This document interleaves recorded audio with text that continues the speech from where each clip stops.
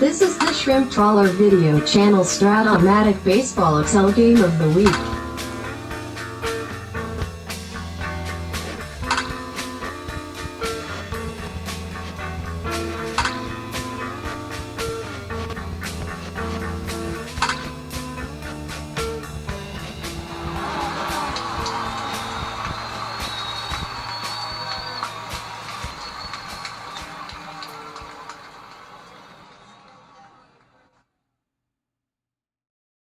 Welcome back, baseball fans, to the Game of the Week, and we got a treat for you today in the 79-82 Fall League. We got a game between Portland and Las Vegas. Teams 31 and 32. Either order, alphabetical, I don't know, it doesn't matter. One of these is probably the worst team, the second worst team. But folks, things have changed. We've put together some powerhouses here in this expansion division. And Portland and Vegas are battling for the division title, and it seems like maybe both of these teams are going to make the playoffs. Let's take a look and see what's happened. Game 1, opening up in Portland. It is Larry Christensen for Las Vegas, Eric Rasmussen for Portland. Again, you'll see players from all over baseball show up on these teams. As you know, they have no farm system to pull from, so they pull from the entire universe to find their guys. In this one, Portland gets a 5-2 victory. RBI double by Clint Hurdle, the first. We have a triple by John Milner, he scores. RBI single by Bob Horner. Terry Poole hits a home run. And Skip Blackwood gets the save. Eric Rasmussen gets the win. That's what happens in Game 1, Portland. Defending their home field in Portland. Game number 2. It is Las Vegas on the road now. Trying to get a split, and they do. John Denny, the ace of Las Vegas, versus Jerry Royce, the ace of Portland. These are good pitchers, folks. I mean, the Phillies would have loved to have Denny. Dodgers would have loved to have Jerry Royce. They ended up here. This is a 2-2 game early, but then Vegas blows it up in the 5th, knocking Jerry Royce out. Single, single, double, single, single shower. Jerry Royce, 4 innings, 10 hits, 7 runs. Ooh, that'll do a number on your earned run average.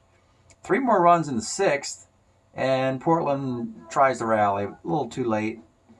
It is an 11-5 victory for your road Las Vegas team, suggesting we've got a marathon on our hands. A game apiece and a best of 5. Best of 5 will actually mathematically clinch the division. If Vegas wins a best of 5, they'd finish in a tie with Portland, but they have the tiebreaker based on their first series where they beat them 3 out of 4. Anyway, let's go to Game 3. Now we're in Las Vegas, and now we've got, whenever you see this colors way back here, it means it won extra innings. So, after the series was tied 1-1, Game 3 goes 14 innings. Every relief pitcher was used. Too much to think about here. I do know that Jim Beattie and John Tudor were the starters. They left after 6 innings. And it was in the 14th inning when Bill Castro, in his 4th inning of relief, finally ran out of gas. And Portland takes an 8-5 win, scoring 3 runs in the top of the 14th inning. So it's Portland winning Game 1, Vegas wins Game 2, Portland wins Game 3. Are we going to have a seesaw in Game 4 where the home team wins? Let's take a quick peek again at the standings. Here, Portland 17-11, Vegas 15-13. Now Vegas is 2 back, but if they win both of these games, the Game 4 to tie this series and the Game 5, they finish in a dead heat, but the tiebreaker would be the year-to-date head-to-head, and Vegas already has 3 wins in the first series. That would give them 3 more in the second series. That would clinch the division for Vegas. So they're not discouraged. We got a Game 4, Portland at Las Vegas, and the pitching continues. For Portland, it'll be Randy Lurch. Mr. Lurch in 79 was 10-13 with a 3.74 ERA in 214 innings for the Phillies. Probably his last decent year. Then he'll fade into the sunset of the desert here in Las Vegas. And for Vegas, it is Paul Splittorff. Someone that the Royals, for some reason, didn't really want to hold on to. He was a lifetime Royal, by the way. Very seldom do you see a lifetime player go to these expansion teams. I usually try and get the vagabonds, the guys who travel around a lot. And, you know, the Bobby Bonds and the Gaylord Perrys and the, you know, guys who play on multiple teams. I like to get them on these expansion teams when I can. But Splittorff, 14-11, 4.15 ERA in 1980 for the Royals. Battle of lefties. Let's see some names in strange places here. Portland and Las Vegas. Boy, it should be fun, folks. Let's get started. Leading off, Gary Ward. 2.8 is a single. He's a beast stealer. He'll stay there. Buck Martinez is catching for the home team with a -1 arm. It's Art Howe. 3-6. Let's take a look at cards. Why not? This is Art Howe's 1980 Houston Astro card.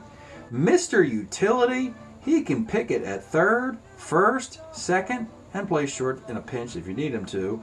283 hitter, 10 home runs, and 300 at-bats. Nice little year for Art. Nice little career for Art, as a matter of fact, and a great manager as well, I suppose. 3-6, double 1 to 5. That is a base hit. Now you got Chet Lemon. 2-5 is a 6, 4, 3, double play. Bottom of 1, it is Leon, the Bull, Durham. 2-7 is a K. Willie Randolph, 69 seconds, stolen from the Yankees in an attempt to hinder the Yankees. 2 outs for Carney Lansford, the third baseman nobody seemed to want. Left California, left Boston, showed up here. Eventually he'll end up in Oakland in the latter part of the decade. 2-5, sky's the center. Top of 2, it's John Milner. 1-8, ball 4. Bob Horner. 68 is double 1 to 9 off Splittorff is a 2-base hit. Portland's knocking, second and third, nobody out. It'll be Barry Foote, the catcher, 4-10, center X.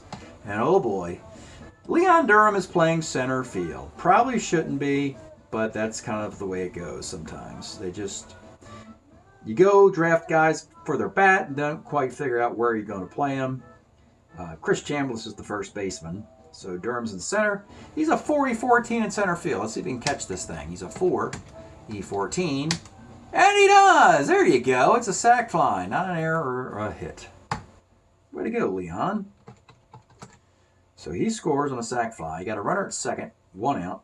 And it will be Terry Poole. 33, lines at second.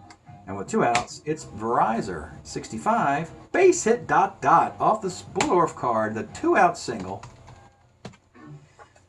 And with 2 down and a man at first and 2 in, it's Glenn Hubbard who pops the second. So Portland, they are 24 outs away of clinching this division. Oh my goodness. Dave Winfield leads off. 49, single on a 1, cannot get it. Buck Martinez, 59, walks. Milt May, 2-6, single ... Runners on the corners, down 2 for Mark Bruhard. 4-4, skies to right, there's another sac fly. And with 2 outs, it is Chris Chambliss who flies to right. 2-1 in the third. Gary Ward. 35 for Gary Ward is a walk. Art Howe. 43, left X. In left field, we have Bruhard's a 4-E-4 in left field. And oh boy, folks, you'd hate to see that. That's a 3-base error on the E4. Very low percentage of that happening. Let's go take a peek and see what did happen on the fielding rating. A 1.67%. Yeah, unless you're an E0, you're going to make a mockery out of that fly ball. And that's what Bruhard just did. 3-base error. Will score Gary Ward, and it's 3-1. They're going to bring the infield up with Art Howe at third for Chet Lemon. And there's another sac fly. 3 sac flies in the last 7 outs. It's pretty strange. Base is empty. 2 in, 1 out. John Milner, 58. Single 1 to 19, base hit. Now I kind of see why Kansas City They weren't enamored with losing Paul Splittorff there. Bob Horner, 1-4, is a 6-4-3 double play. Give Split some credit. Got 2 double plays to get out of this. Down 4-1. Bottom of the third. It's Fred Patek. 2-7 single for the C Stealer. Not going to steal. Foot's got him on this one arm. They're down 3. Back up top to Leon Durham. 43, left X. You got Gary Ward's a 2-E-4 in left field, and he makes the catch. Randolph, 38, is a short B+, not holding Patek, so it'll just be a short B. Randolph's on. Not going to steal, down 3 for Carney Lansford. 46, single to center field. And it's Dave Winfield. 37's a walk. The bases are loaded, 2 outs. Let's take a look at Buck Martinez. Long time play-by-play man for the, I believe, the Toronto Blue Jays.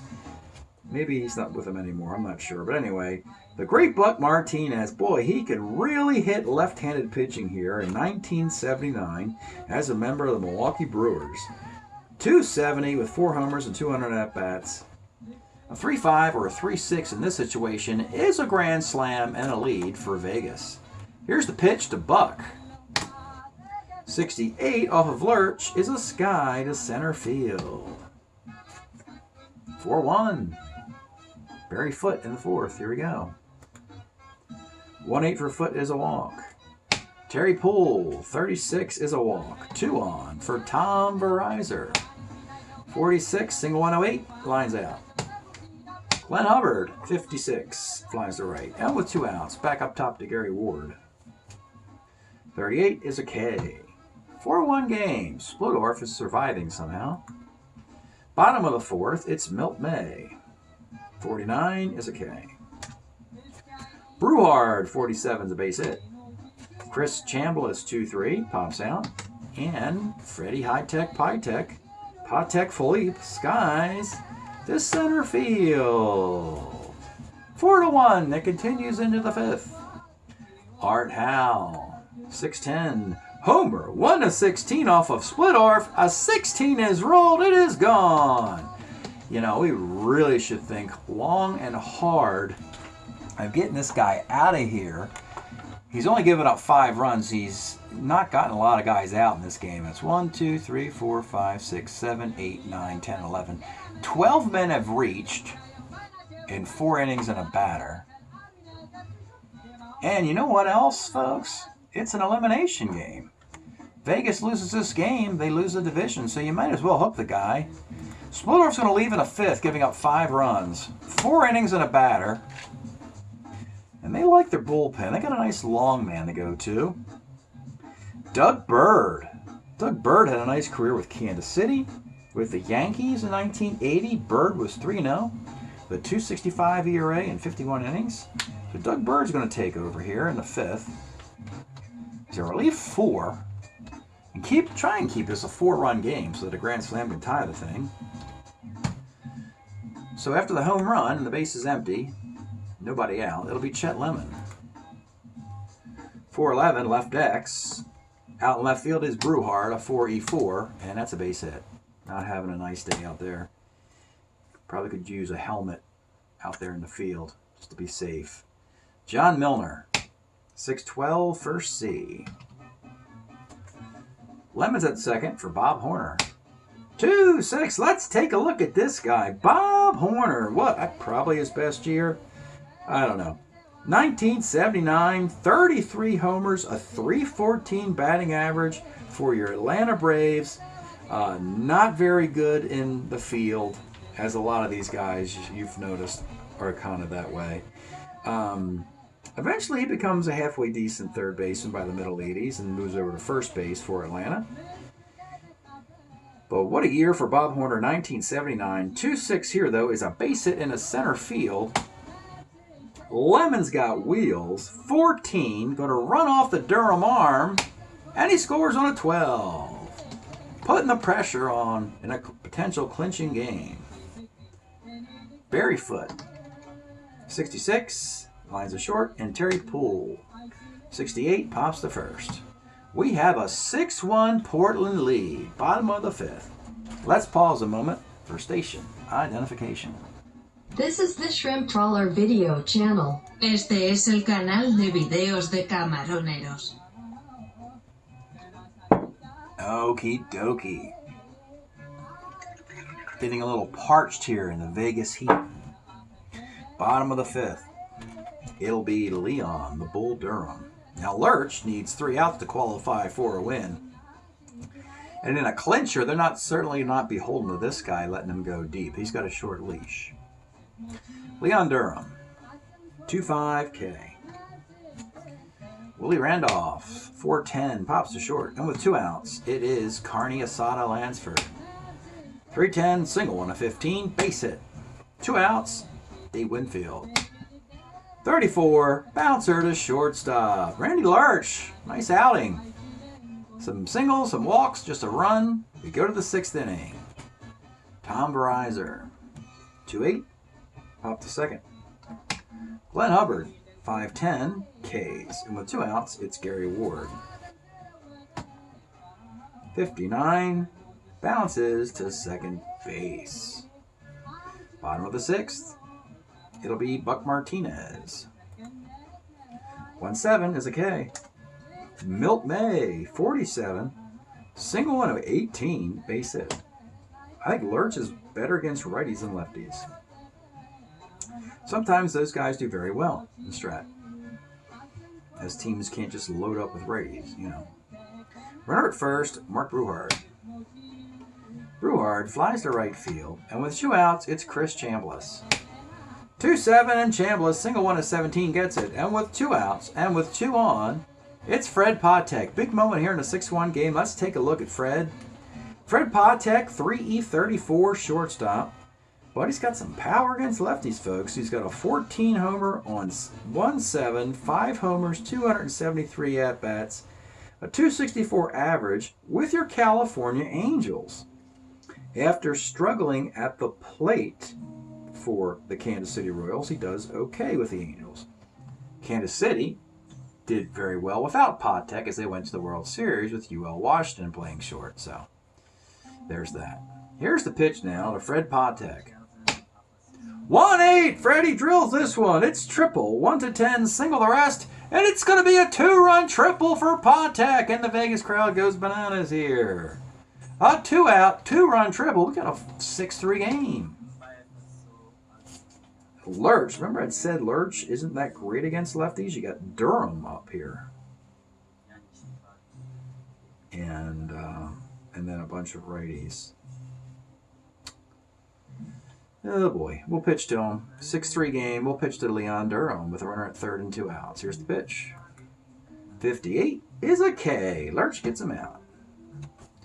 All right, 7th inning, Doug Bird. He'll go into his 3rd inning of relief. It'll be Art Howe. 2-8, lines the short. Chet Lemon, 69, lines the 1st. And with 2 outs, it's Milner. 2-4, grounds to shortstop. Doug Bird was the answer. He came in after the home run. Got just 2 hits in a run off of him in 3 frames. And it's a 6-3 game in the bottom of the 7th inning. Stretch time here in Las Vegas. We are enjoying this crazy fun Ethiopics Volume 8. Swinging 69-74. Let's put some swinging on. Listen, I mean, these guys are just banging it all night long. Here in the desert in Las Vegas, these guys are just cooking. And they cook from 69-74. Ethiopia. Back to the game. Bottom of the 7th for Randy Lurch. They're going to pull him. He leaves. They're going to go to Jim Barr in the 7th inning. Barr was pretty good for the Giants in the 82. 4-3, 3.29 ERA. 3-run lead. Willie Randolph. 42 pitcher. Carney Lansford, 68, pops to second. And Dave Winfield, 46, that's double on a 14 off Barr, single. With 2 outs. They're gonna. Well, this team's really stuck for a pinch hitter here.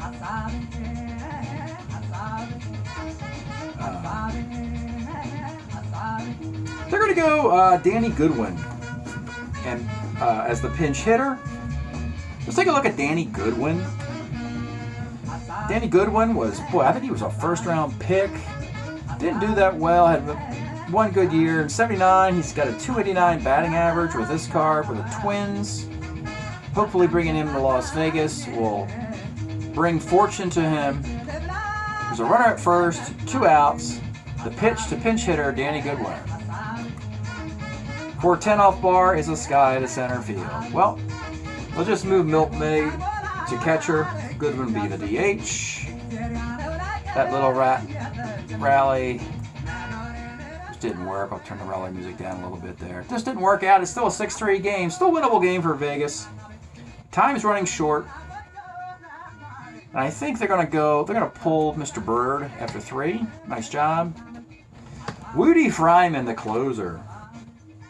Woody Fryman, if you've watched this, summer league I play in the early part of this decade, that Las Vegas team has Woody Fryman also. So he is a long-time Las Vegas participant in this carryover league. And he'll come on in the 8th inning. Woody had a very nice year in '79 for Montreal. 3-6, .279 ERA in 58 innings. He is their closer. And he has to get these 2 innings in the books to give his team a chance. So it's top of the 8th. It'll be Bob Horner. 5'10", Ks. Barry Foote. 4'11", center X. Oh boy, it's there, boy. Hey, another catch for Durham. Stop knocking on his defense, man. Another grab today. That's nice. Actually, it was Brewhart that was giving you the problems. And with 2 outs is Terry Poole. 1-7, bounces to third. We go to the bottom of the 8th inning. And when it comes to bullpens, Portland has Willie Hernandez and Skip Lockwood out there to get the last 6 outs. May, and you got 2 lefties coming up. I don't think they're going to do it. They're going to pull Barr. They're going to go to Willie Hernandez. Now, he's not that brilliant Willie Hernandez who pitched for the Tigers in '84. This is Willie's last year with the Cubs, I believe, in 1980. He's got a .442 ERA, but he's pretty good against lefties, and we got a couple of those coming up. Willie Hernandez comes in the 8th inning. He will face Milt May. Here's the pitch. 38, grounds to second. Mark Brewhart, he is 1 for 2 and a sac fly. 312 K plus an injury. Oh boy. Drew will play defensively. And with 2 outs, it's Chris Chambliss. 1-5, pops to first. This not in the cards, you would say, thus far for Vegas. 6-3 game, we go to the 9th. Tom Verizor. 37 is a base hit. Glenn Hubbard. 1-7's a K. Back up top to Gary Ward. 53, right X. In right field, you got Winfield. He's a 1. He's a 1 in right field, of course. And with 2 outs, Art Howell. 1-7, single 1 to 9. Gets it. 2 on.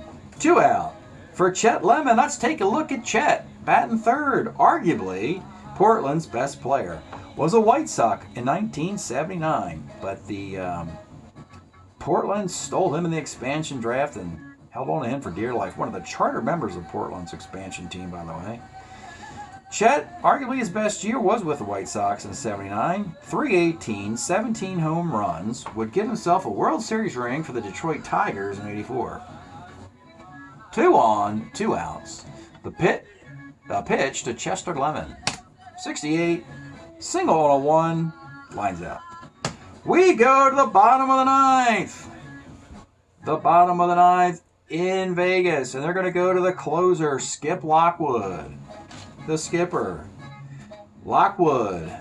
Interesting decade. Was with Seattle Pilots, Milwaukee Brewers.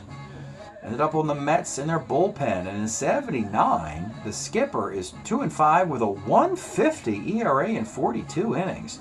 My goodness. And then he just disappeared in 1980. I think Final year of his career is a 150 ERA, and so he probably had some arm difficulties in the offseason. He needs 3 outs. His defense is all set. All the defensive players are in there. He's got a 3-run lead. He's got a chance to clinch this division and give Portland a pretty high seed in the postseason tournament here. So you go to the bottom of the 9th. You just got to finish this thing. It's Patek and then back up top to Durham and Randolph. If you want to go lefty, you can. They will. Actually, they lost the guy. Yeah, they lost. Well, they got Roger Metzger. So Roger Metzger is going to bat for Patek because he's left-handed, and Lockwood's much better against righties. And so Roger Metzger is going to bat for Fred Patek. Here's the pitch. 49, and the left-hander walks. So Metzger's on, and he's a beast stealer, so he trots down to second base without a throw as to not hold him on and risk rolling a plus. So he's at second after walking and going to second without a throw. Back up top, it'll be Leon Durham. 2-5 is a K. Willie Randolph. 68 is a K, and with 2 outs, it's all up to Carney Asada Lansford. Let's take a look at him. Carney Lansford, 1981 Boston Red Sox. Hey, he only hit .336. But they weren't going to need his services at third base with a .336 batting average in Boston because they had somebody better than that, as you can even imagine. We know who that is. Mr. Boggs showed up, and Carney was out of a job. So he was with the Angels, with Boston, and Portland said, please come here. Please come hither. And he has to reach to keep Las Vegas's faint chance of a division possible. The pitch to Carney Lansford. 2-8 is a bouncer to shortstop and break up your Portland expansion team. They won game 1, lost game 2, and then go to the desert and win 2 straight. The first one in 14 innings, and this one a 6-3 victory. And Portland has won this division. Interestingly, they also won the Summer League in the division. So Portland, a team that does not have much prosperity in this carryover league, doesn't win the Mountain Time Zone division very frequently. You would think Arizona and Colorado would have a handle in this division. But we've seen Las Vegas do very well also. Here's your box. Fryman came in, kept it close with just 2 hits and 2 Ks. Berg did a decent job of holding the fort down. 2 hits, a run, and a K. Not a good day to be Paul Splittorff, taking the loss, absorbing 6 hits and 5 runs. There's an error in there, meaning only 3 of those runs are earned. Walked 4, struck out a batter. Lockwood, nice little save in the 9th, a walk on a couple Ks. Hernandez set it up nicely with a strikeout. Jim Barr, decent hold with a single. And Randy Lurch got through 6 innings, giving up 8 hits and 3 runs. Quality start, I suppose. 2 walks, 5 strikeouts. 1019, 0109. 61039, 61039, 61039, 4438, 3844. Well, you know, the other thing is, we know Portland's just won this division. You just saw it, folks. Vegas they've got a reasonable chance of continuing as a wild card. But this clearly hurt. It clearly did hurt. They have to cross their fingers. They're probably going to have to watch TV and hope other teams lose if they want to get in as a wild card. Math is precarious at this point. Let's go take a look at the stats. There was a game separating these teams. Now there's 3 games separating them. Portland 7 over 500, hitting .309. Ladies and gentlemen, Portland is hitting .309 with a 4.28 ERA. Lockwood. By the way, Skip Lockwood, 9 saves, 15 innings, 5 hits, no runs, 4 walks. You know, if your closer has an ERA of 0 and has 9 saves in 29 games, I don't care what your team is, you're probably going to the playoffs. And Skip Lockwood has been right as rain, folks. Homers, they got John Milner with 6, You got 26 RBI for Bob Horner. You got 46 hits for Gary Ward, the leadoff hitter. 46 for 118. Gary Ward's hitting 390. My goodness, folks. And Vegas is now 15-14. They are hitting 291 with a 4.14 ERA. A lot of bats, a lot of swinging in this division, which is good, at least for these teams. 15-14. None of the pitching looks particularly good, unfortunately. As far as hitting goes, you got Dave Winfield's got 9 homers and 26 RBIs. And 39 hits to pace his club. He's the team MVP. I don't know about league MVP, but he's doing very well. The 15-14 Las Vegas squad. Let's go take a look at the present National League standings. And this is what we got, folks. There's Portland, 18-11, playing 621 baseball. Their regular season's over. Houston still has to play the Dodgers. Now the Dodgers, I think they're out. Yeah. Tag, they're out. Yeah, they cannot catch Vegas. You see here, 3-game sweep would give Dodgers a 500 record. Giants are done. Padres are done. So Vegas survives those challenges for a wild card. Unfortunately, though, the Mets did very well, and they're 3 over 500. And then the Reds are playing the Cardinals, and I don't think it looks like the Mets and the Cardinals, I got to put the Cardinals in here as a 5 now.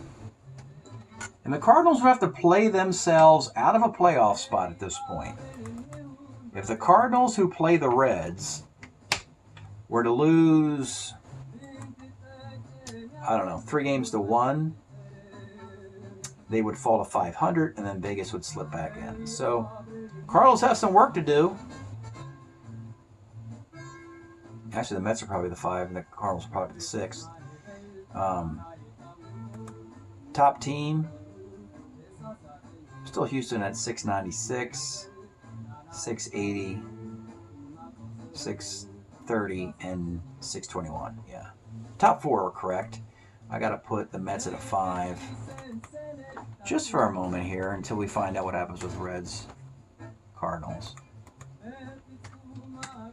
All right, all eyes will be on Reds-Cardinals when they meet to see. Cardinals have an outside chance of winning that division as well. They're playing for that. 3-game sweep of the Reds will give them the division. But they need to win a game or 2 or 3 just to get in this playoff dance and kick Las Vegas out. Looks like the Mets are in. Don't see how the Mets, at 3 over 500, can be kicked out of this standings here, as you know, a lot of these teams are done. Just to confirm again, Padres, Giants are done. Dodgers, best they can do is get to 500. Astros have clinched a huge lead out there. All these teams are done, of course. The Cubs and Pirates are done, under 500. Marlins, Braves are done. So yeah, it looks like the Mets, Cardinals, and possibly Vegas are fighting for 1 spot, or 2 spots. Thanks for checking this out. Break up your Portland Rosebud, City of Roses in Portland. Thanks for checking this out. We'll see you next time.